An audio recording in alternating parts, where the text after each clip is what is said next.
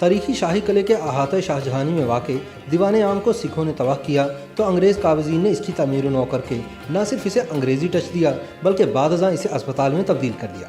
تاہم اب اس یادگار کے فرش سے دریافت ہونے والے تہخانوں نے ایک مرتبہ پھر آثار قدیمہ کے ماہرین اور مغلیہ فن و ثقافت کے دلدادہ افراد کی توجہ پھر سے حاصل کر لی ہے۔ مورخین کے مطابق دیوان عام کی تعمیر مغل شہنشاہ شاہجہاں کے حکم پر تخت نشینی کے اگلے سال جلال الدین اکبر کے دور میں بنائے گئے دولت خانہ خاص و عام کی جنوبی دیوار سے متصل اور مسجدی دروازے کے مغرب میں سن 1628 میں آصف خان کی زیر نگرانی شروع ہوئی۔ 3 سال بعد سن 1631 میں یہ عمارت پایہ تکمیل کو پہنچی۔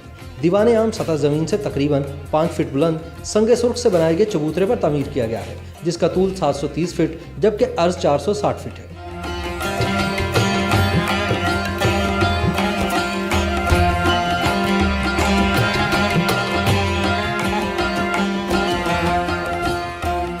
کہتے ہیں کہ شاہجہاں نے اس یادگار کو ایرانی طرز چہل ستون کو مد نظر رکھتے ہوئے 40 ستونوں پر بنوایا تھا۔ شاہی قلعے کا دیوان عام دراصل بھارت میں شہنشاہ اکبر کے دور میں بنوائے گئے آگرہ قلعے میں واقع دیوان عام سے واضح مشابہت رکھتا ہے۔ تاہم انگریز دور میں ہونے والی تعمیر نو نے شاہی قلعے کے دیوان عام کی خوبصورتی کو خاصا کم کر دیا ہے۔ مورخین کے مطابق دیوان عام کی تعمیر کے وقت اس کے چاروں طرف کمرے تھے، جبکہ مشرق، مغرب اور جنوبی سمتوں میں داخلی راستے تھے۔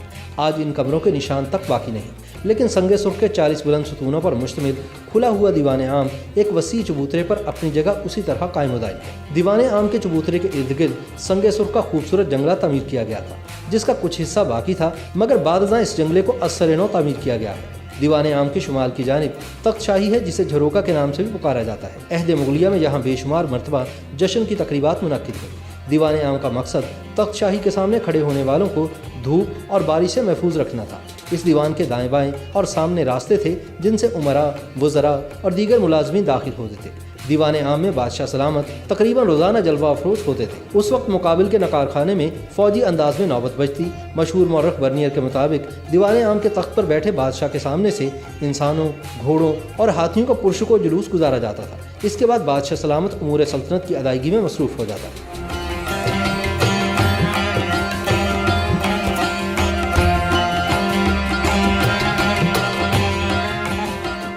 مہاراجہ رنجیت سنگھ کے زمانے میں دیوان عام کا نام تخت رکھ دیا گیا، لیکن یہ سکھ حکمران شاہی تخت پر خود کبھی براجمان نہ ہوا۔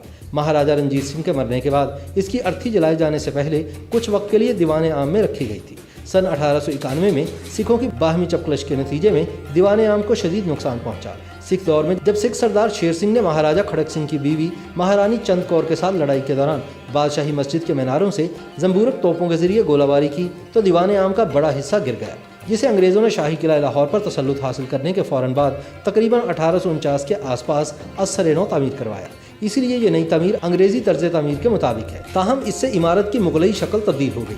انگریزوں نے ایک اور ظلم یہ کیا کہ اس کی تمام محرابوں کو اینٹوں سے پر کر کے ایک وسیع ہال میں تبدیل کر کے لکڑی کے تختے لگا کر کمرے بنا دیے اور اسے اسپتال میں تبدیل کر دیا گیا، جس کے بعد سن 1927 تک یہ عمارت بطور اسپتال استعمال ہوتی رہی۔ سن 1927 میں محکمہ آثار قدیمہ نے دیوان عام کو اپنی تحویل میں لے لیا اور تمام اضافی تعمیرات کو ہٹا کر ایوان کو پھر سے کشادہ کر دیا گیا۔